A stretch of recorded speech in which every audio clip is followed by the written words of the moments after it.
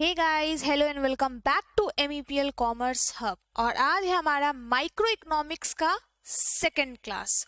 कल हम लोग माइक्रो इकोनॉमिक्स जो है हमारा बीकॉम सेम 1 का एक सब्जेक्ट है जो कि 50 मार्क्स का आप लोग का पेपर आता है, 25 का इंटरनल होता है, टोटल 75 मार्क्स का ये पेपर है। कल हम लोग इस पेपर को शुरुआत किए थे और इसका फर्स्ट चैप्टर में घुसे थे, दैट इज इंट्रोडक्शन। आज हम लोग इंट्रोडक्शन के चैप्टर में आगे बढ़ेंगे कल का रिवाइज करते हुए, ताकि जिन भी बच्चों ने कल का लेक्चर बाय चांस मिस हो गया या नहीं देख पाए वो आज का भी लेक्चर एक बार देखेंगे तो उनका रिवाइज हो जाएगा और उनको समझ में भी आएगा। माइक्रो इकोनॉमिक्स में कितना चैप्टर है? माइक्रो इकोनॉमिक्स में आप लोग को टोटल 5 यूनिट्स दिया हुआ है। Unit 1 introduction, unit 2 theory of demand and supply, unit 3 आपका theory of consumer behaviour, unit 4 में आता है theory of production and cost and unit 5 में रेवेन्यू एंड मार्केट। सबसे पहले कल हम लोग पढ़े थे कि जो वर्ड हम लोग पढ़ रहे हैं माइक्रो इकोनॉमिक्स में, जो सब्जेक्ट पढ़ रहे हैं माइक्रो इकोनॉमिक्स, तो इकोनॉमिक्स का मतलब क्या होता है? What is economics, what is meant by economics? तो इकोनॉमिक्स वो स्टडी है, वो साइंस है जो हम लोग को ये बताता है कि how we utilise the scarce limited resources which nature provides us, how we utilize those limited resources to fulfill our needs। क्योंकि ह्यूमन का जो wants है वो क्या है? अनलिमिटेड है। ये हम लोग कल देखे थे कि इंसान का जो इच्छा होता है वो क्या होता है? अनलिमिटेड होता है। वॉन्ट्स हम लोग का हमेशा अनलिमिटेड होता है, कोई लिमिट नहीं होता है। बट रिसोर्सेज जो है हम लोग के पास वो क्या? एक लिमिट में, एक scarce resources we have. So economics is a study of how individual, कैसे कोई इंडिविजुअल या कैसे ग्रुप ऑफ इंडिविजुअल, माने कि कैसे सोसाइटीज चूज करते हैं to use the scarce resources for the satisfaction of their needs. मतलब वो लोग कैसे डिसाइड करते हैं कि जो भी रिसोर्सेज उनके पास अवेलेबल हो वो उसको किस तरीके से यूटिलाइज करे ताकि उनका नीड सेटिस्फाई हो सके। Who is termed as father of economics? Adam Smith. Adam Smith is called as father of economics. जब भी हम लोग इकोनॉमिक्स पूरा का पूरा सिलेबस में हम लोग दो टर्म्स से हमेशा, दो टर्म्स तो आएगा ही आएगा, हर एक कॉन्सेप्ट में दो टर्म्स आएगा, एक है प्रोडक्शन, एक है कंजम्पशन। प्रोडक्शन माने सप्लाई, प्रोड्यूस करना, कंजम्पशन मतलब कंज्यूम करना। कंज्यूम करने के लिए क्या करता है एक कंज्यूमर? डिमांड करता है। तो कंजम्पशन में हम लोग क्या करते हैं? We take decisions regarding how much can we spend to get something. हम लोग डिसाइड करते हैं कि किसी भी चीज को अगर हम लोग को चाहिए, कुछ भी हम लोग को अटेन करना है, कुछ भी हम लोग को पाना है, कुछ भी हम लोग को अपनी नीड्स को सेटिस्फाई करना है, तो हम लोग उसके लिए कितना खर्चा कर सकते हैं, कितना मैक्सिमम खर्चा कर सकते हैं। और प्रोडक्शन माने सप्लाई, इसमें क्या करते हैं? In this we take decision regarding how much to supply in the economy, एक इकोनॉमी में कितना सप्लाई करना है। ये दो इंपॉर्टेंट डिसीजन है कि कितना हम लोग मैक्सिमम खर्चा कर सकते हैं। एक कंज्यूमर के पॉइंट ऑफ व्यू से वो क्या सोचता है कि जितना हो सके हम लोग मिनिमम कॉस्ट इनकर करें, जितना हो सके हम लोग मिनिमम कॉस्ट इनकर करें और हम लोग को उसका मैक्सिमम आउटपुट मिले, मैक्सिमम बेनिफिट मिले। Ma'am why do we have to study economics? ये सब्जेक्ट पढ़ना ही क्यों है इकोनॉमिक्स? तो इकोनॉमिक्स हम लोग इसलिए पढ़ते हैं बिकॉज एवरी डे, हर एक लाइफ के सिचुएशन में हम लोग को इस फेज से गुजरना होता है जब हम लोग के पॉकेट में हो सकता है we have a limited resource. Say resource in the sense money. Money एक रिसोर्स है। आपके पॉकेट में 500 रुपीज का नोट है, तो आप उस 500 से क्या क्या कर सकते हैं उसके लिए आप डिसीजन मेकिंग करेंगे। अगर आपके घर में कोई पर्सन का तबीयत खराब है तो आप उस 500 का ले जा करके लग्जरी कुछ चॉकलेट वॉकलेट खरीद के खाएंगे, कहीं इधर उधर उड़ाएंगे, या पहले मेडिसिन खरीदेंगे? You will definitely buy medicine. उसके अलावा जो आपको लगता है सबसे नेसेसिटी का चीज है वो आप खरीदेंगे।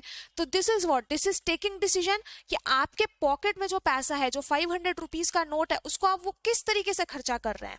तो this decision making is termed as economics. इसी को कहते हैं इकोनॉमिक्स। यही डिसीजन मेकिंग तुम लोग को करना पड़ता है हर एक टाइम, हर एक लाइफ के सिचुएशन में, इससे हम लोग को डील करना पड़ता है। That is why we have to study economics कि कैसे हम लोग अनलिमिटेड वॉन्ट्स को लिमिटेड रिसोर्सेज से कैसे फुलफिल कर सकते हैं।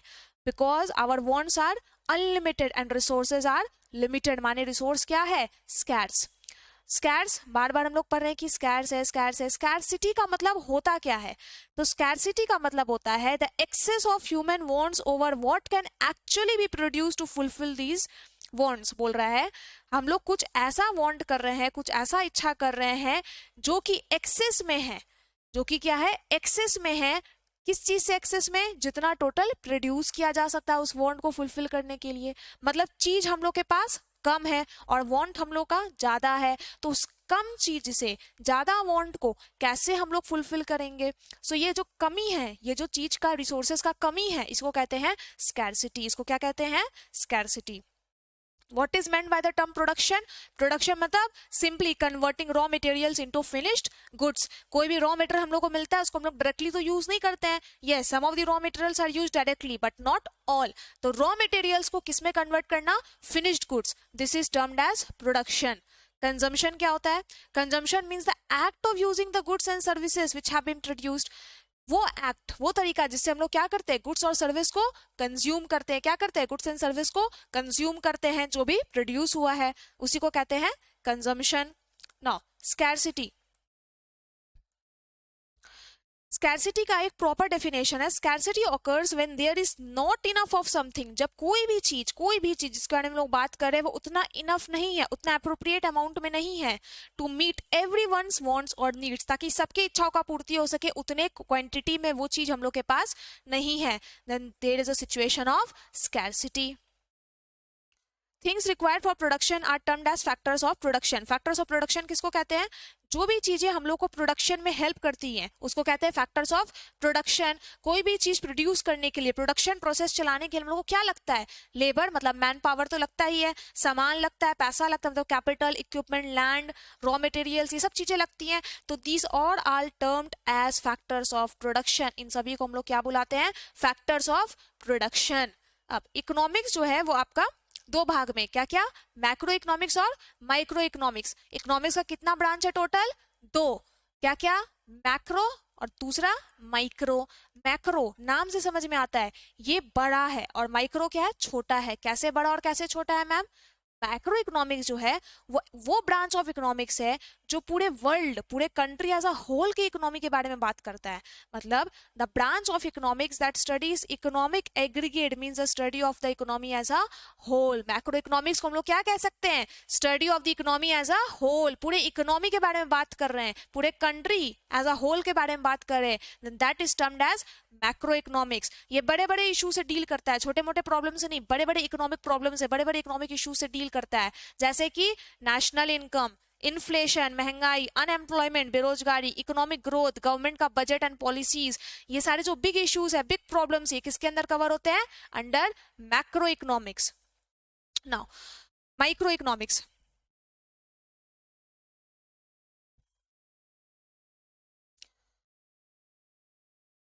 माइक्रो इकोनॉमिक्स क्या होता है?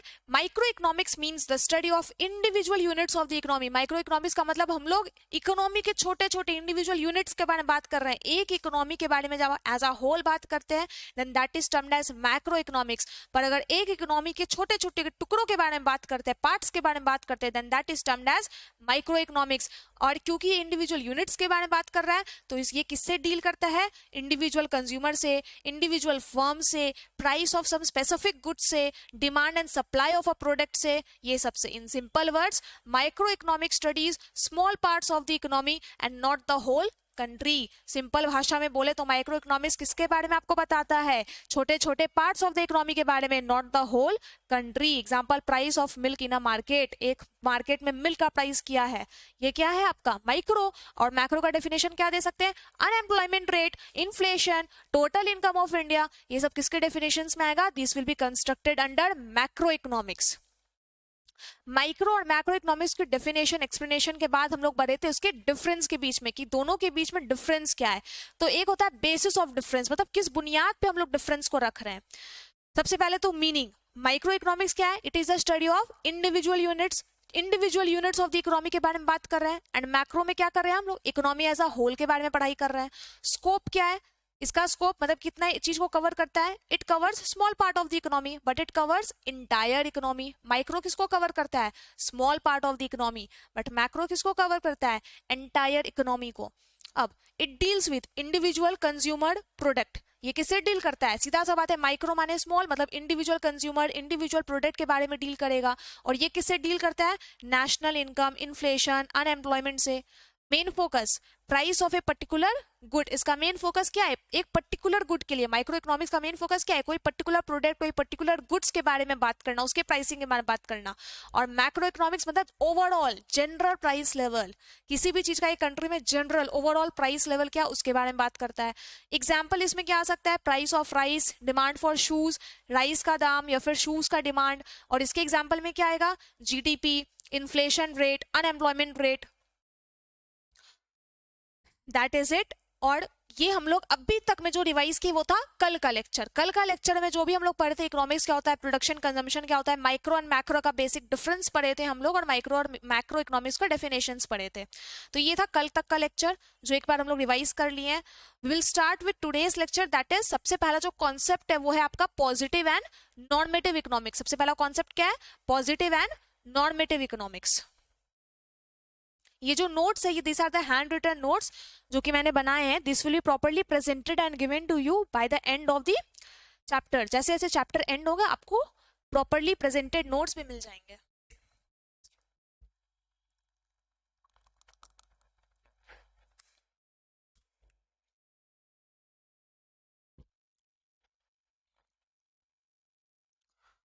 Okay, so what we were studying, the concept of positive economics and normative. ये क्या है ma'am, positive economics, normative economics. आप लोग पढ़े होंगे, जो भी बच्चे लोग माइक्रो इकोनॉमिक्स पढ़ के आ रहे हैं 11th-12th में, पॉजिटिव और नॉर्मेटिव का डेफिनेशन आपको तब भी दिया गया था। पॉजिटिव इकोनॉमिक्स एकदम सिंपल भाषा में बोले तो ये बात करता है फैक्ट के बारे में, मतलब जो सच है, फैक्ट जो कि है असल में। और नॉर्मेटिव किसके बारे में बात करता है, ओपिनियंस के बारे में बात करता है, मतलब हम लोग सलाह मशवरा दे रहे हैं कि ऐसा होना चाहिए। और पॉजिटिव बताता है कि ऐसा है, मतलब फैक्ट बता रहा है कि हाँ ऐसा है, और नॉर्मेटिव बता रहा है ऐसा होना चाहिए। तो positive economics studies what actually is happening in the economy. Positive economics क्या बताता है आपको कि असल में इकोनॉमी में क्या हो रहा है, असल में इकोनॉमी में क्या हो रहा है, what is actually happening in the economy. It is based on facts and data. ये किसके ऊपर बेस्ड होता है, फैक्ट्स के ऊपर, डेटा के ऊपर। And cause and effect relationship, there is no opinion और वैल्यू जजमेंट। इसमें कोई जजमेंट नहीं दे रहा है, कोई ओपिनियन सलाह नहीं दे रहा है, ये बता रहा है कि इकोनॉमी में ऐसा है। कुछ फैक्ट्स हम लोग को मिला, उस फैक्ट्स के हिसाब से हम लोग बता रहे हैं कि ये है, अनएम्प्लॉयमेंट रेट अभी ये है, इन्फ्लेशन का रेट अभी ये है, जीडीपी अभी ये है, टैक्स रेट अभी ये है, ये हम लोग बता रहे हैं कि ये है, this is what it is. तो this is called as positive economics. This is what it is when we are saying कि यही फैक्ट है, ये अभी एग्जिस्ट कर रहा है, तो उसको कहते हैं हम लोग पॉजिटिव इकोनॉमिक्स। एग्जांपल आप लोग दे सकते हैं, an increase in price reduces demand. ये तो फैक्ट है ना कि अगर प्राइस किसी चीज का बढ़ता है तो उसका डिमांड घट जाता है। Unemployment rate in India is 7%। अगर हम लोग नॉर्मली बता रहे हैं कि इंडिया में अनएम्प्लॉयमेंट रेट का क्या है, 77% रेट है, तो ये हम लोग ये फैक्ट बता रहे हैं कि ऐसा है। Now, normative economics, it studies what should be done in the economy। ये क्या बताता है कि इकोनॉमी में क्या होना चाहिए, वही वापस से ओपिनियन दे रहे हैं। पॉजिटिव हम लोग बता रहे हैं कि ऐसा इकोनॉमी में है, नॉर्मेटिव हम लोग क्या बोल रहे हैं कि ऐसा होना चाहिए। It studies what should be done in the economy. It is based on opinions, values and judgement. ये किसके ऊपर बेस्ड होता है, ओपिनियंस के ऊपर, वैल्यूज के ऊपर, जजमेंट, जिसमें हम लोग ओपिनियन देते हैं, सलाह देते हैं, जजमेंट देते हैं। डिफरेंट पीपल में डिसएग्री। अब सीधा सा बात है, हर किसी का जो सलाह होता है, हर किसी का जो ओपिनियन होता है, हर किसी का माइंडसेट डिफरेंट है। तो इट मे हैपन कि एक इंसान का कुछ ओपिनियन है, दूसरा इंसान उससे डिसएग्री कर रहा है कि नहीं ऐसा नहीं होना चाहिए। जैसे मान लीजिए एक इंसान बोल रहा है कि इस चीज पे टैक्स रेट कम होना चाहिए गवर्नमेंट का, बट सामने वाला इंसान को लग रहा है नहीं टैक्स रेट इस पे अप्रोप्रिएट है। तो यही है कि दिस आर द ओपिनियंस। तो जब ओपिनियंस होता है, लोग अगर अपना ओपिनियन देते हैं, they are free to express their opinion. तो हर एक इंसान का अपना अपना ओपिनियन हो सकता है, तो there can be disagreement in this. Positive में तो नहीं हो सकता है, बिकॉज पॉजिटिव में तो हम लोग फैक्ट बता रहे कि हाँ ऐसा है, बट नॉर्मेटिव में क्या हो सकता है, नॉर्मेटिव में हम लोग का डिसएग्रीमेंट इन द ओपिनियंस हो सकता है। तो normative economic studies what should be done in the economy. It is based on opinions, values and judgements. Different people में disagree on these statements, that is लोग अलग अलग जो ओपिनियन वाले हैं वो डिसएग्री कर सकते हैं। इट इज मींस ओपिनियंस, मतलब व्हाट शुड बी, ओपिनियन बताते हैं कि क्या होना चाहिए। एग्जांपल में the government should reduce taxes. अगर हम लोग बोल रहे हैं कि गवर्नमेंट को टैक्सेस रिड्यूस करना चाहिए, गवर्नमेंट को टैक्सेस रिड्यूस करना चाहिए। या फिर इनकम इनइक्वालिटी, लोगों के बीच में जो इनकम बंटने का तरीका है, जैसे जिसको हम लोग बोलते हैं ना कि गरीब और गरीब होते जा रहे हैं, अमीर और अमीर होते जा रहे हैं। ये जो इनकम इनइक्वालिटी है, इनकम का जो डिस्ट्रीब्यूशन का जो प्रपोर्शन है वो सही नहीं है between the rich and the poor, तो वो हम लोग बोल रहे हैं कि इनकम के बीच में जो इनइक्वालिटी इसको रिड्यूस करना है, गवर्नमेंट को अपना टैक्स कम कर देना चाहिए। तो these all are what, these all are our opinions. तो normative economics deals with opinions, that is what should be, and positive economics deals with facts, that is what is. ये तो हम लोग पढ़ लिए definition of positive and normative economics. अब हम लोग पढ़ेंगे पॉजिटिव और नॉर्मेटिव के बीच का डिफरेंस, एग्जाम पर्पस के लिए बहुत बहुत इंपॉर्टेंट। एक माइक्रो मैक्रो के बीच का डिफरेंस, दूसरा पॉजिटिव एंड नॉर्मेटिव इकोनॉमिक्स के बीच का डिफरेंस। बेसिस ऑफ कंपैरिजन, सबसे पहला meaning. Positive economics deals with facts, वही वापस से लिखा है कि पॉजिटिव इकोनॉमिक किससे डील करता है, फैक्ट से, और एक्सप्लेन करता है कि व्हाट इज, मतलब ये बताता है कि क्या है असल में, फैक्ट के बारे में बताता है।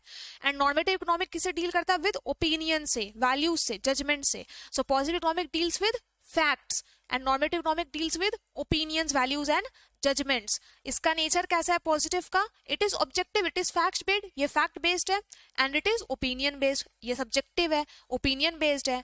पर्पस क्या है पॉजिटिव इकोनॉमिक्स का, aims to explain economic phenomena as they exist, ये बताता है कि इकोनॉमिक में क्या सिचुएशन है, क्या फिनोमेना है, जैसा है उसी के बारे में बताता है। और नॉर्मेटिव का क्या, aims to suggest policies to measure the improve the economy, ये बताता है पॉलिसीज जिससे हम लोग क्या कर सकते हैं, ऐसा मेजर्स ला सकते हैं जिससे कि इकोनॉमी हम लोग का सुधर जाए, इंप्रूव हो पाए। मतलब ये बताता है कि ये चीज का प्रॉब्लम है, पॉजिटिव बता रहे हैं कि ये प्रॉब्लम है, नॉर्मेटिव बता रहे हैं कि इस प्रॉब्लम के लिए हम लोग क्या कर सकते हैं, अपना राय दे रहा है, अपना ओपिनियन दे रहा है। deals with, it deals with economic issues related to past, present and future। Positive economics economic issue से डील करता है, पास्ट के, प्रेजेंट के एंड फ्यूचर के, और ये डील करता है with opinions of economist related to solutions. ये डील करता है अलग अलग इकोनॉमिस्ट के ओपिनियंस, अलग अलग इकोनॉमिस्ट अपना अपना ओपिनियन देते हैं कि कैसे कौन से इकोनॉमिक प्रॉब्लम को किस तरीके से सॉल्व किया जा सकता है। अच्छा, ये रिप्रेजेंट क्या करता है, positive economic represents what was, what is and what should B.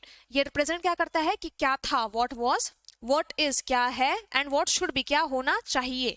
ये बता रहा है, फैक्ट बता रहा है कि क्या था, क्या है और क्या होना चाहिए। और नॉर्मेटिव इकोनॉमिक्स बताता है कि व्हाट शुड बी क्या होना चाहिए, and what ought to B.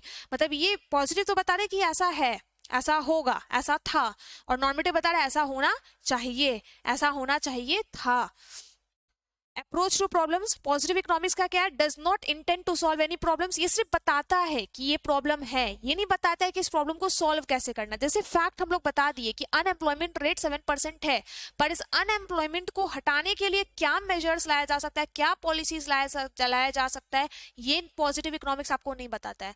Positive economics का सिर्फ एक ही इंटेंशन, आपको फैक्ट बता देना कि हाँ ये प्रॉब्लम है, इसका और कोई इंटेंशन नहीं है प्रॉब्लम को सॉल्व करने का। बट नॉर्मेटिव इकोनॉमिक्स जो है वो आपको बताता है कि इस प्रॉब्लम के लिए हम लोग क्या सॉल्यूशन ला सकते हैं। It strives to find solutions to problem. इसका मकसद क्या है कि सॉल्यूशंस लाए, किसके लिए सॉल्यूशंस लाए, जो भी प्रॉब्लम्स है उसके लिए हम लोग क्या लेके आए, सॉल्यूशंस लेके आए।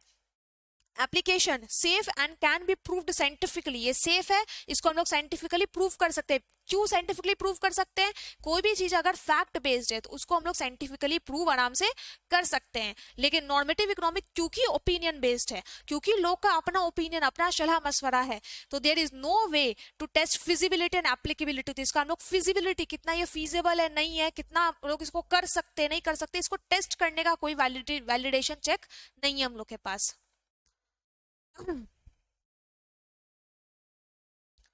क्या हम लोग पढ़े पॉजिटिव एंड नॉर्मेटिव इकोनॉमिक्स का डिफरेंस। तो positive economic deals with what's, facts, and normative economic deals with opinions, judgements. It is fact based and it is opinions based. It aims to explain economic phenomena as they exist, and it aims to suggest policies या measures in order to improve the economy. It deals with economic issues related to present, past and future, and it deals with opinions of economists related to solutions of economic problems. It represents what was, what is and what should be, and it represents what should be and what ought to be. इसका approach does not intend to solve any problems of economy, and iska approach, it strives to find solutions to problems. Application, it is safe and can be proved scientifically. ये safe है, इसको हम लोग scientifically prove कर सकते हैं, and there is no way to test feasibility and applicability. इसका कोई तरीका नहीं हम लोग इसका feasibility और applicability को test कर सके। किसका, normative economics का। खबर positive economics, because it is fact based, we can prove it scientifically.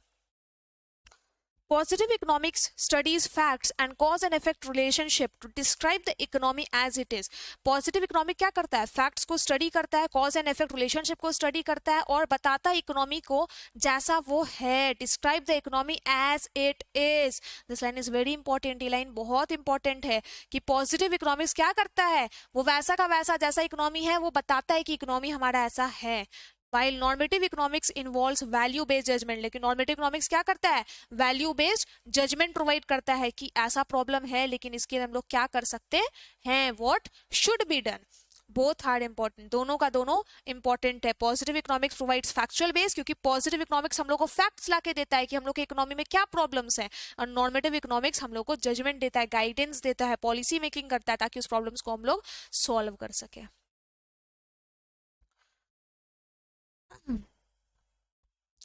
यहाँ तक हम लोग का बेसिक चैप्टर का सारा डेफिनेशंस वाला पार्ट जो है वो खत्म होता है. अब थोड़ा कॉन्सेप्चुअलिटी है चैप्टर में, that is production possibility curve आएगा, स्लोप आएगा, ये सब आएगा धीरे धीरे. हम लोग सबसे पहले पीपीसी से स्टार्ट करेंगे, that is production possibility curve. यहाँ से थोड़ा इंटरेस्ट लगेगा और इसमें अभी तक में जो भी था वो आप एक बार रीड कर लिए, समझ लिए, इसको 4-5 बार आप अच्छे से रीड कर लेंगे, then you are good to go in the exam. इसको आपको बैठ के रटाफिकेशन नहीं करना है, you just need to focus on the key points. जो भी की पॉइंट्स है इसके वो आपको ध्यान रखना है, बेसिस ऑफ डिफरेंस याद रखना है, एंड यस पॉजिटिव नॉर्मेटिव के बीच का डिफरेंस, माइक्रो मैक्रो के बीच का difference consider to be very important for examination purpose. अब हम लोग बढ़ेंगे production possibility curve. Every economy has limited resources and these resources can be used to produce different goods. हर एक इकोनॉमी में क्या होता है?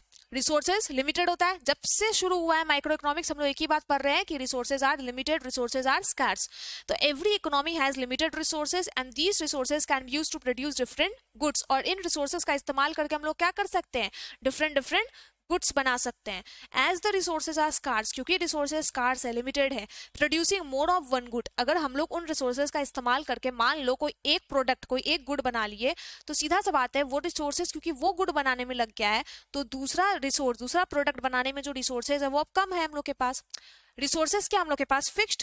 अब इतना रिसोर्सेज हम लोग के पास, इसमें से इतना पोर्शन उठा के हम लोग प्रोडक्ट ए बना दिए, तो इतना सा ही रिसोर्स बनाना प्रोडक्ट बी बनाने के लिए. तो this is what it is going to say कि एवरी इकोनॉमी हैज, हर एक इकोनॉमी का क्या है? रिसोर्स लिमिटेड है. हर एक इकोनॉमी का रिसोर्स क्या है? लिमिटेड है. And these resources can be used to produce different goods. और ये रिसोर्सेज का इस्तेमाल हम लोग कर सकते हैं अलग अलग गुड्स बनाने के लिए. As the resources are scarce, क्योंकि रिसोर्सेज कमी है, स्कार्स है, लिमिटेड है, producing more of one good. अगर हम लोग कोई भी एक गुड ज्यादा बनाते हैं means producing less of another, तो सीधा सा बात है अगर रिसोर्सेज पहला वाला गुड बनाने में यूज हो गया है, अगर गुड वन में अगर यूज हो गया है तो गुड 2 के लिए हम लोग के पास रिसोर्सेज कम बचेगा बनाने के लिए, क्योंकि हम लोग ऑलरेडी रिसोर्सेज जो लिमिटेड है वो हम लोग गुड ए के प्रोडक्शन में यूज कर दिए, तो गुड 2 का प्रोडक्शन कहीं ना कहीं कम होगा. This trade off is shown with the help of production possibility curve. तो यही ट्रेड ऑफ कि कैसे हम लोग रिसोर्सेज को बैलेंस करते हैं between two commodities, between two products, is known as production possibility curve या फिर प्रोडक्शन पॉसिबिलिटी फ्रंटियर. इसका दो नाम है, प्रोडक्शन पॉसिबिलिटी कर्व, दूसरा production possibility frontier.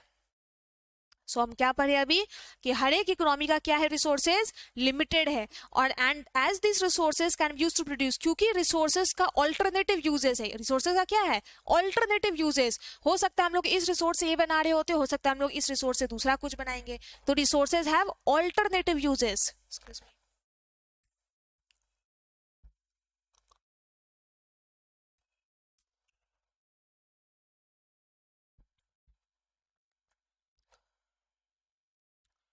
So resources have alternative uses. So if we are utilizing that resource, say for the production of a product A, that it clearly means that we will have some less resources for the production of product B. Product B के production के लिए हम लोग के पास क्या होगा? Resources थोड़ा कम होगा.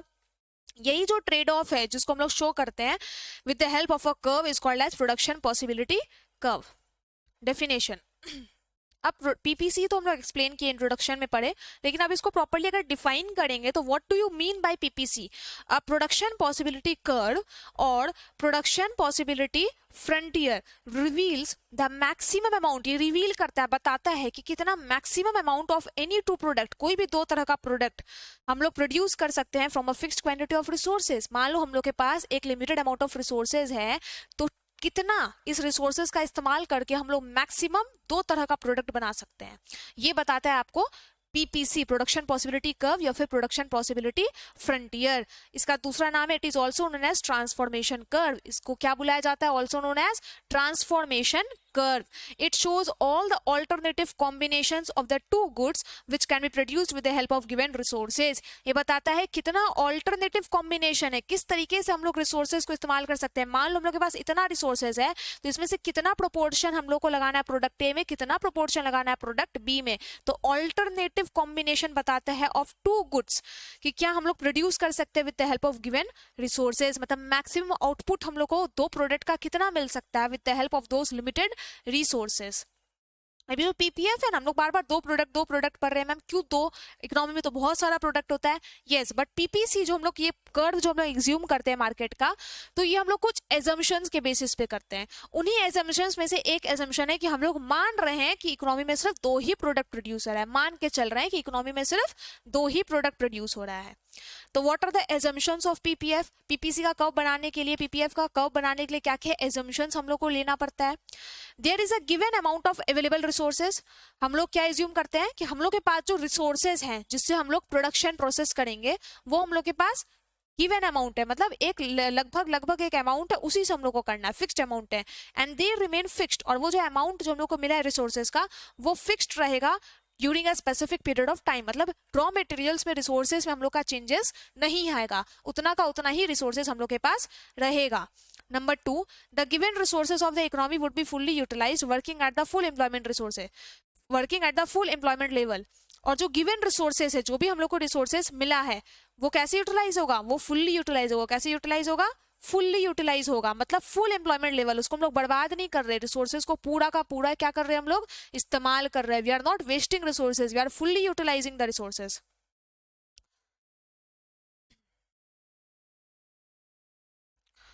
Number 3, the technology open to the economy remains unchange, मतलब जो टेक्नोलॉजी है वो कांस्टेंट है, टेक्नोलॉजिकल कोई चेंज नहीं आ रहा है। ठीक है, टेक्नोलॉजिकली कोई चेंज नहीं आ रहा है। पीपीएफ जो है वो कंसिडर करता है प्रोडक्शन ऑफ टू गुड्स। मान के चल रहे हैं कि इकोनॉमी में सिर्फ और सिर्फ कितना गुड्स प्रोड्यूस हो रहा है? टू गुड्स ही प्रोड्यूस हो रहा है। And factors of production are substitutable. Factors of production हम लोग पहले ही पढ़े। What do you mean by factors of production? जो भी चीजें हम लोग को प्रोडक्शन में एड करता है, हेल्प करता है, that is called as factors of production. जैसे labour, capital, raw material, machinery, equipment सब आ गया। तो फैक्टर्स ऑफ प्रोडक्शन क्या है? सब्स्टिट्यूटेबल। इसको हम लोग इजीली क्या कर सकते हैं? सब्स्टिट्यूट कर सकते हैं। So there are some 5 assumptions of PPF. पहला तो टेक्नोलॉजी कांस्टेंट रहता है, हम लोग को रिसोर्सेज जो मिला है that is a given amount of resources and that resources remain fixed. Resources fix रहेगा, उसमें कोई चेंजेस नहीं होगा। रिसोर्सेज को हम लोग पूरे तरीके से फुल्ली यूटिलाइज कर रहे हैं, there is no wastage of resources. Technology constant है, सिर्फ टू गुड्स इकोनॉमी प्रोड्यूस कर रहा है, and the factors of production are substitutable. ये 5 एजम्पशन लिए। अब हम लोग पीपीएफ को समझेंगे with the help of example. एक एग्जांपल के थ्रू हम लोग पीपीएफ, प्रोडक्शन पॉसिबिलिटी कर्व या प्रोडक्शन पॉसिबिलिटी फ्रंटियर को हम लोग एग्जांपल के थ्रू समझेंगे कि क्या हो रहा है। ये मान लो एक इकोनॉमी है, मान लो, and it produces only two goods. हम लोग यही एज्यूम कर रहे हैं पीपीएफ में कि इकोनॉमी क्या करता है? सिर्फ दो ही तरह का गुड्स प्रोड्यूस करता है। तो मान लो एक इकोनॉमी है और वो क्या कर रहा है? कोई दो तरह का गुड्स प्रोड्यूस कर रहा है बस। और वो दो गुड्स कौन कौन सा ले सकते हैं हम लोग? एक व्हीट और एक क्लोथ। मान लो एक इकोनॉमी है और वो दो ही गुड्स प्रोड्यूस कर रहा है, एक है व्हीट और एक है क्लोथ। तो अब पॉसिबल, बेस्ट पॉसिबल कॉम्बिनेशन क्या क्या हो सकता है? देखो, ये एक टेबल बना लिए हैं। What are the different combinations we have? पहला combination A, wheat in quintals लेंगे, क्लोथ इन मीटर्स। व्हीट किसमें? इन क्विंटल्स में, क्लोथ कितना? इन मीटर्स में। वी आर एज्यूमिंग कि एक इकोनॉमी है पीपीएफ के लिए, and there is only 2 types of products which are being produced in that economy. वो कौन कौन सा 2 प्रोडक्ट है? एक तो है व्हीट और एक है आपका क्लोथ। ठीक है, अगर हम लोग क्लोथ जो है पूरा का पूरा रिसोर्सेज, रॉ मटेरियल, सब कुछ जो हम लोग के पास अवेलेबल है, we are utilising it only for the purpose of one product. अगर हम लोग सिर्फ और सिर्फ एक ही प्रोडक्ट के लिए यूटिलाइज कर रहे हैं मतलब हम लोग क्लोथ कितना प्रोड्यूस कर रहे हैं 50 मीटर्स, क्लोथ कितना प्रोड्यूस कर रहे हैं 50 मीटर्स। तो हम लोग के पास सारा रिसोर्सेज यूटिलाइज हो गया किसमें, क्लोथ में। वीट के लिए हम लोग को कुछ नहीं बचा, तो वीट का प्रोडक्शन कितना हो रहा है, 0 हो रहा है। वीट का प्रोडक्शन कितना हो रहा है, 0 हो रहा है। अगर हम लोग क्लोथ का प्रोडक्शन को थोड़ा घटाते हैं, 50 मीटर से क्या करते हैं 45 कर देते हैं, मतलब अब हम लोग के पास थोड़ा सा रिसोर्सेज बचा है, उस थोड़े से रिसोर्सेज को हम लोग यूटिलाइज करेंगे for the production of wheat. मतलब क्लोथ को हम लोग थोड़ा कम प्रोड्यूस किए और जो रॉ मटेरियल जो रिसोर्सेज थे हम लोग के पास उसको हम लोग लगाए in the production of wheat. तो कितना प्रोड्यूस कर पा रहे हैं हम लोग अब वीट, 10। मतलब अगर यहाँ से हम लोग थोड़ा सा सेक्रीफाइस कर रहे हैं तो यहाँ पे हम लोग को थोड़ा सा गेन हो रहा है। ये हो गया आपका कॉम्बिनेशन बी। अब थर्ड में अगर हम लोग और ज्यादा क्लोथ को कम करते हैं, मतलब क्लोथ को आप प्रोडक्शन 35 पे ले आते हैं, तो हम लोग के पास और ज्यादा रिसोर्स बच रहा है। जब और ज्यादा रिसोर्स बच रहा है और उसको हम लोग फुल्ली यूटिलाइज कर रहे हैं, तो हम लोग फिर क्या कर रहे हैं 20 क्विंटल वीट प्रोड्यूस कर रहे हैं। नेक्स्ट हम लोग क्लोथ के प्रोडक्शन को और घटा के ले आए 20, तो हम लोग वीट कितना कर रहे हैं 30।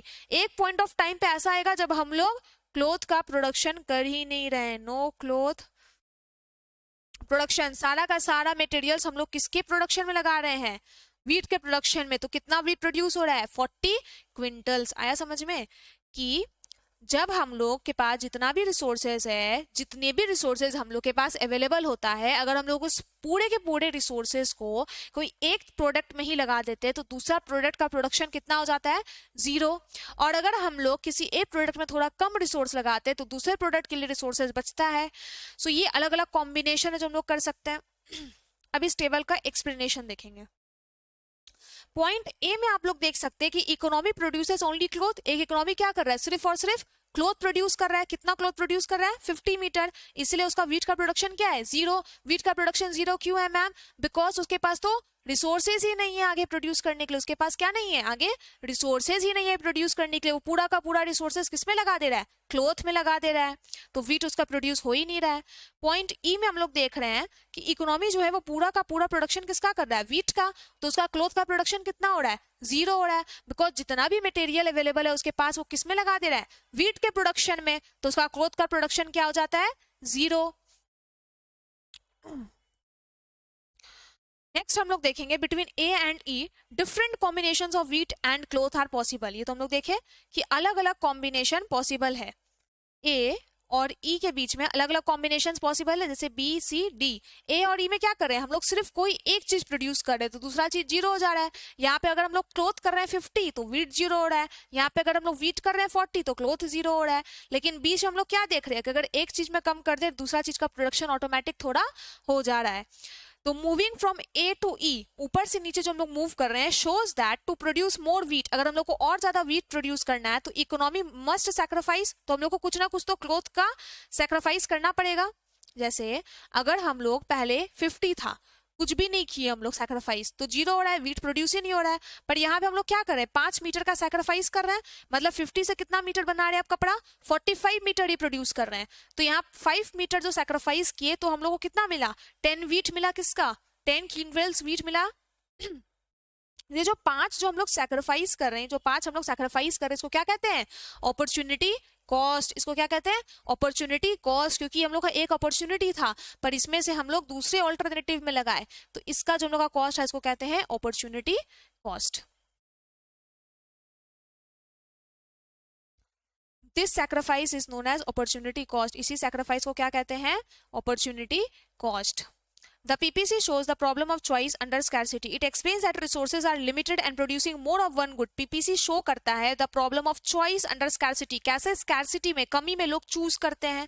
ये explain करता है that resources are limited, वही resources limited है, और अगर हम लोग एक गुड ज्यादा प्रोड्यूस करेंगे तो हम लोग को दूसरा का प्रोडक्शन सीधा सा बात है कम करना पड़ेगा, क्योंकि हम लोग को प्रोडक्शन के लिए क्या चाहिए रिसोर्सेज, वही तो हम लोग के पास लिमिटेड है। तो जितना हम लोग के पास रिसोर्सेज है और उसको हम लोग लगा देते हैं प्रोडक्शन में, तो सीधा सा बात है हम लोग को एक का कुछ ना कुछ तो थोड़ा गंवाना पड़ेगा दूसरा पाने के लिए। अगर हम लोग सारा रिसोर्सेज इसमें लगा दे रहे हैं तो यहाँ हम लोग को 0 हो जा रहा है, सारा इसमें लगा रहे हैं तो इसमें 0 हो जा रहा है। तो हम लोग को क्या करना पड़ रहा है, हम लोग को कुछ ना कुछ तो कोई एक प्रोडक्ट में से गंवाना पड़ रहा है, सैक्रिफाइस करना पड़ रहा है, लूज करना पड़ रहा है, ताकि हम लोग को दूसरा प्रोडक्ट भी मिल सके इकोनॉमी में। So the PPC shows the problem of choice. PPC आपको बताता है कि लोग चॉइस कैसे करते हैं, लोग चूज कैसे करते हैं, किसमें अंडर स्कैरसिटी में, कमी में। It explains that resources are limited. ये बताता है कि रिसोर्सेज रिसोर्सेज क्या है हमारे पास, लिमिटेड है, और अगर हम लोग एक गुड प्रोड्यूस कर रहे हैं तो दूसरा का प्रोडक्शन क्या होगा, सीधा सा बात है, कम हो जाएगा। Thus, the PPC highlights the concept of opportunity cost and efficient use of resources. तो PPC आपको हाईलाइट करके क्या बताता है कि अपॉर्चुनिटी कॉस्ट क्या होता है और एफिशिएंटली हम लोग रिसोर्सेज को कैसे यूटिलाइज कर सकते हैं। सीधा सा बात है, हम लोग को रिसोर्सेज जितना हम लोग के पास इकोनॉमी में पूरा का पूरा यूज करना है for the purpose of production. हम लोग रिसोर्सेज को अंडर यूटिलाइज नहीं कर रहे हैं, रिसोर्सेज को हम लोग क्या कर रहे हैं, फुल्ली यूटिलाइज कर रहे हैं। पीपीसी का आपका कर्व कैसा बनता है, पीपीसी का आपका कुछ कर्व ऐसा बनेगा। मान लीजिए एक्स एक्सिस पे यहाँ हम लोग वीट ले रहे हैं, वाई पे क्लोथ ले रहे हैं, तो ये आपका ए, फिर ऐसे बी, सी, डी, ई, ऐसे करके अलग अलग आपका कर्व बनता है कि जब आपका वीट जो है, जब आपका वीट यहाँ पे है तो आपका ए तो कम ही होगा। तो production possibility curve concave curve बनता है, इसका शेप ऐसा होता है। This curve is known as production possibility curve. इसको क्या कहते हैं, production possibility curve. Cloth 50 metre produce करने पे वीट कितना हो रहा है, 0। वीट कितना हो रहा है, 0। क्लोथ मान लीजिए यहाँ पे 50 है, क्लोथ मान लीजिए यहाँ पे 50 है। क्लोथ अगर हम लोग 50 प्रोड्यूस करें तो वीट कितना हो रहा है, 0। फिर क्लोथ को हम लोग घटा के इतना ले आ रहे हैं तो वीट इतना हो जा रहा है, क्लोथ को घटा के इतना ला रहे हैं तो वीट इतना हो जा रहा है। आया समझ में। और जब हम लोग क्लोथ को 0 कर रहे हैं तो वीट ई तक हो रहा है production. So this is your production possibility curve.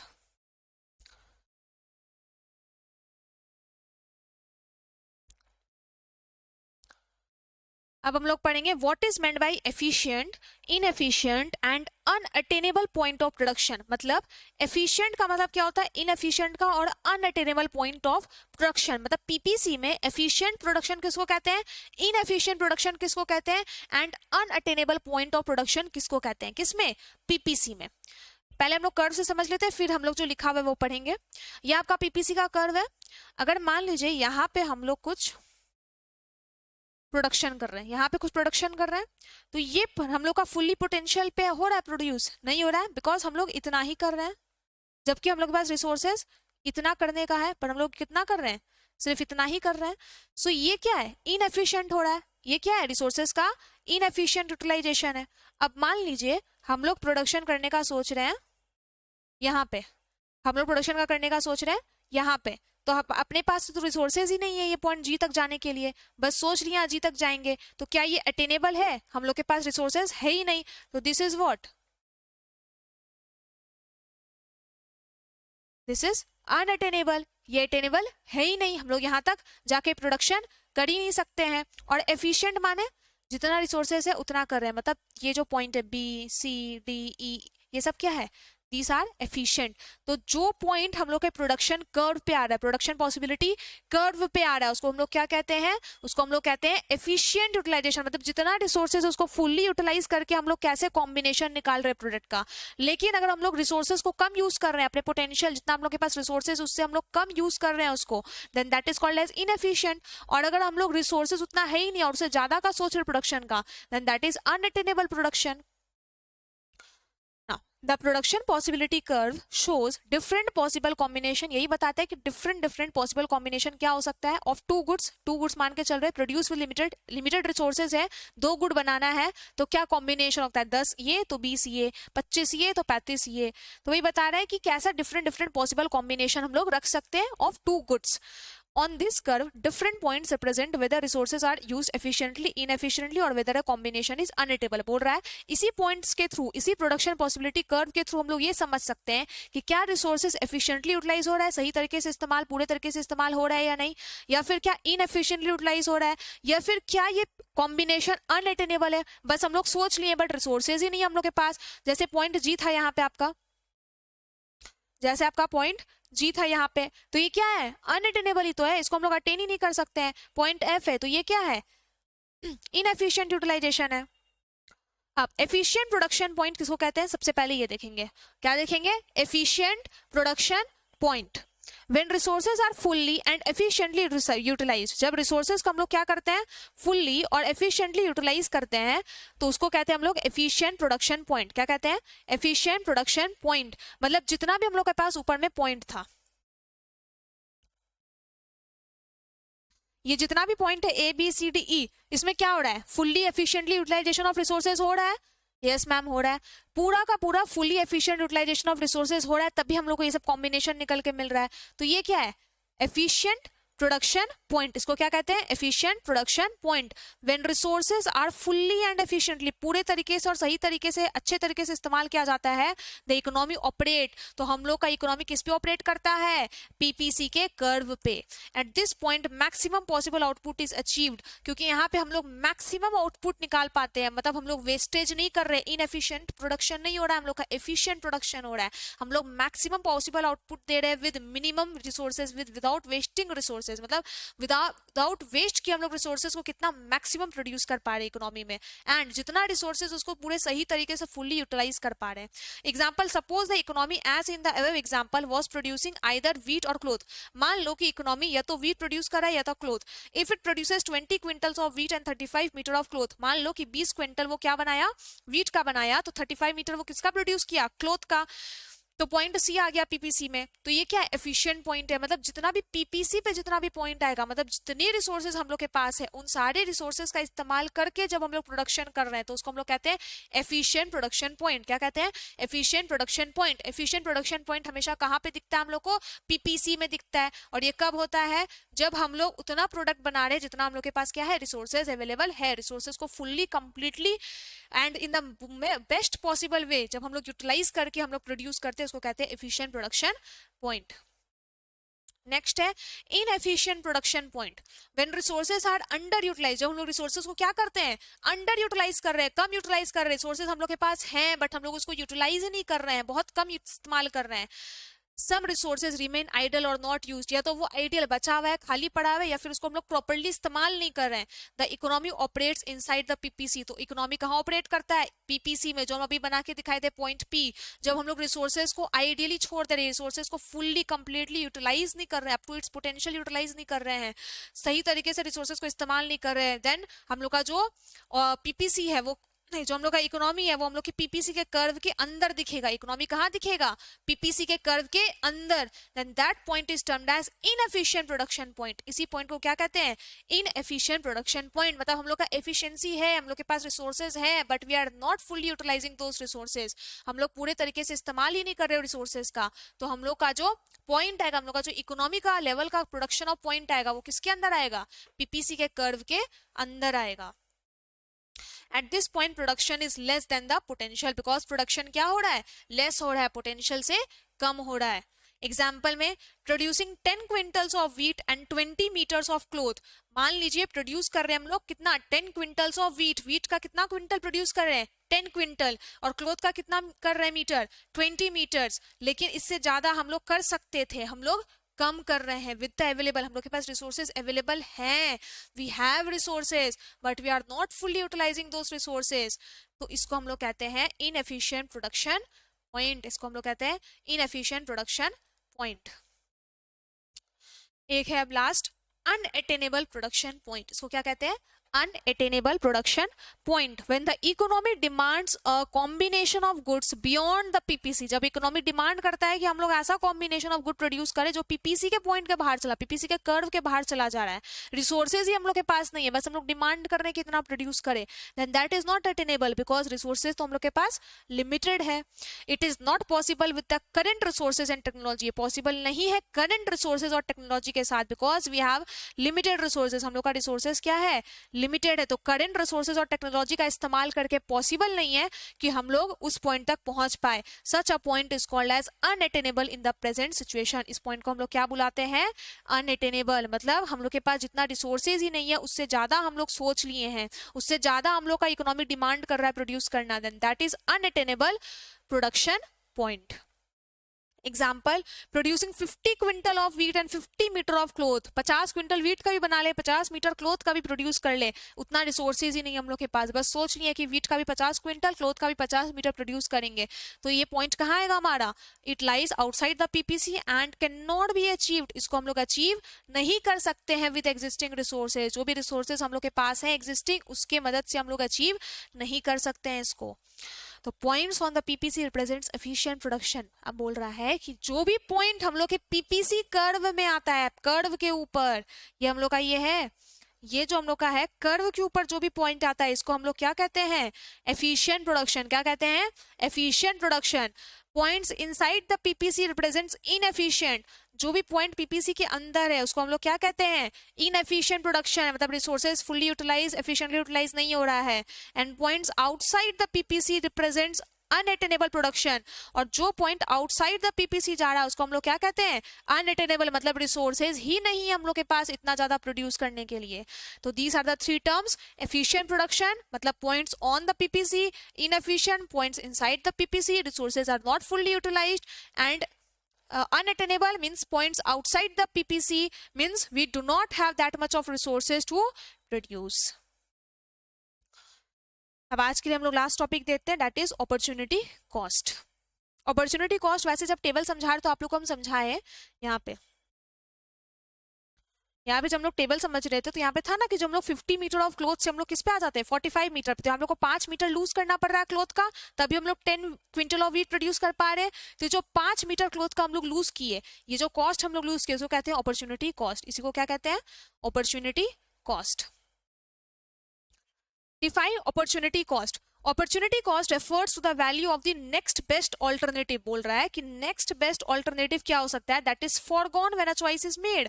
कोई एक चीज पाने के लिए हम लोग को दूसरा चीज को छोड़ना पड़ता है, जाने देना पड़ता है, because we have alternative. Resources का क्या होता है, ऑल्टरनेटिव यूजेस होता है, रिसोर्सेज ऑफ ऑल्टरनेटिव यूजेस। हम लोग अगर एक चीज छोड़ेंगे तो हम लोग दूसरा चीज में उस रिसोर्सेज को यूटिलाइज कर सकते हैं। तो वही जो एक चीज हम लोग छोड़ रहे हैं दूसरा चीज पाने के लिए, इसी छोड़ना, ये जो चीज हम लोग छोड़े इसको क्या कहते हैं, opportunity cost.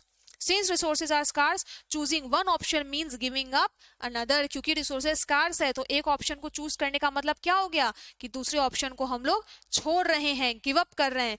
The opportunity cost is not measured in money terms alone। Opportunity cost को सिर्फ और सिर्फ हम लोग पैसे के टर्म्स में नहीं बोलते हैं, but in terms of the benefits और सेटिस्फैक्शन। हो सकता था ये प्रोड्यूस करने से हम लोग को कुछ बेनिफिट, कुछ सेटिस्फैक्शन दूसरा मिलता, लेकिन उसको हम लोग को जाने देना पड़ रहा है, because we need to produce that other product, we need to produce that other thing. तो हम लोग उसको फॉरगॉन किए हैं, दूसरे ऑल्टरनेटिव यूज में लगाने के लिए रिसोर्स को हम लोग इसको गिव अप किए हैं, छोड़े हैं। This is only called as opportunity cost. Opportunity cost refers to the value of the next best alternative that is foregone when a choice is made। Next best alternative use क्या हो सकता था उस resource का जो कि हम लोग छोड़ते हैं, because we need to get another product. तो हम लोग को इस प्रोडक्ट का प्रोडक्शन कम करना पड़ रहा है, we need to lose that, we need to let it go. Since resources, क्योंकि रिसोर्सेज स्कार्स है तो या तो हम लोग उसको प्रोडक्ट ए के प्रोडक्शन में लगा सकते हैं, तो प्रोडक्ट बी, या फिर प्रोडक्ट ए में से कुछ हम लोग को कम करना पड़ेगा, तभी प्रोडक्ट बी में पूरा लगा सकते हैं। The opportunity cost is not measured in money terms। Opportunity cost को सिर्फ मनी टर्म्स में नहीं नापा जाता है, but in terms of the benefit. हो सकता है इस प्रोडक्ट को प्रोड्यूस करने का कुछ और बेनिफिट होता, दूसरे प्रोडक्ट का कुछ और बेनिफिट है, कुछ और सेटिस्फैक्शन है, that could have been gained from the forgone alternative. जैसे एग्जांपल्स है, a farmer uses land to grow wheat instead of rice. मान लीजिए एक फार्मर है, वो लैंड का इस्तेमाल करता है व्हीट उगाने के लिए इंस्टेड ऑफ राइस। राइस की जगह वो अपने, उसके पास तो लिमिटेड जमीन है ना, अब या तो जमीन में व्हीट उगा ले या तो राइस उगा ले। तो मान लीजिए फार्मर सोचता है कि हम राइस नहीं उगाएंगे, हम व्हीट उगाएंगे, तो उसका अपॉर्चुनिटी कॉस्ट किसका गया, राइस। हो सकता है वो राइस कमा के कुछ और उसको बेनिफिट मिलता, बट उसको अपने दो अल्टरनेटिव में से कुछ एक डिसीजन लेना था, तो वो डिसाइड किया कि हम व्हीट उगाएंगे, तो उसका राइस का तो कुछ कॉस्टिंग गया ना, that is termed as opportunity cost. The opportunity cost of producing wheat is the amount of rice forgone. If a student spends time in studying, मान लीजिए एक बच्चा मूवी में जाने के जगह टाइम लगाता है पढ़ने में, तो वो अपना क्या लूज कर रहा है, वो इंजॉयमेंट लूज कर रहा है मूवी का, that is his opportunity cost जो उसको मिल रहा है, अपॉर्चुनिटी कॉस्ट जो उसको इनकर करना पड़ रहा है, because you have to study.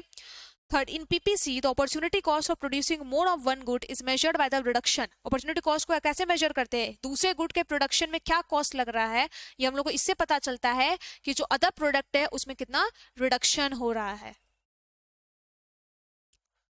In PPC, the opportunity cost of producing more of one good is measured by the reduction in the production of another good। कि दूसरे गुड में हम लोग का कितना ज्यादा क्या हुआ है, रिडक्शन।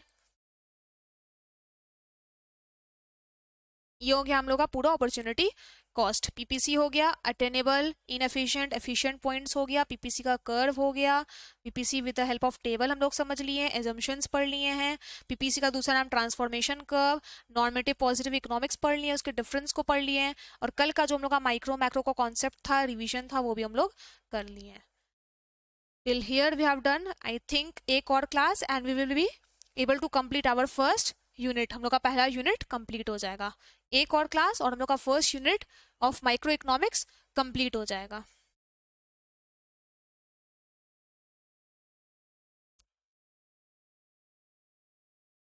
एजम्पशंस क्या क्या थे पीपीएफ के? We have the technology that is constant, economy कितना गुड्स प्रोड्यूस कर रहा है, सिर्फ और सिर्फ 2।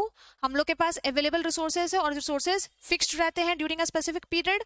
फिर रिसोर्सेज पूरे तरीके से फुली यूटिलाइज हो रहे हैं, और जो भी फैक्टर्स हैं प्रोडक्शन के वो क्या है, सब्सटीट्यूटेबल हैं, वो सब्सटीट्यूटेबल हैं। पीपीएफ हम लोग को बताता है कि हम लोग कैसे चूज करते हैं अंडर स्कैरसिटी। 2 डिसीजन में से हम लोग को एक डिसीजन लेना पड़ता है कि हम लोग क्या ज्यादा प्रोड्यूस करें, क्या कम प्रोड्यूस करें। तो that balance, that trade off is termed as PPC, that is production possibility curve. ये क्या होता है, कॉनकेव कर्व होता है।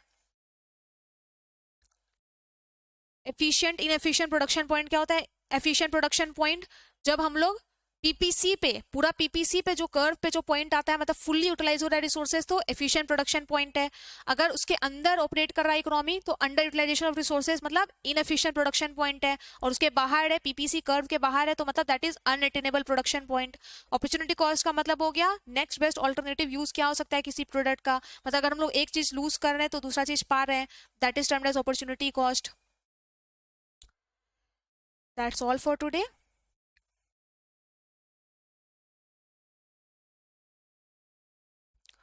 आज के लिए हम लोग इतना रखते हैं, एक और class and I think will be able to complete our this first unit of introduction. पहला इंट्रोडक्शन का यूनिट हम लोग का कंप्लीट हो जाएगा। आप लोग बताइएगा कि आप लोगों को क्लासेस समझ में आता है, कैसा लग रहा है, क्या और आप लोगों को जरूरत है। Thank you so much, bye bye.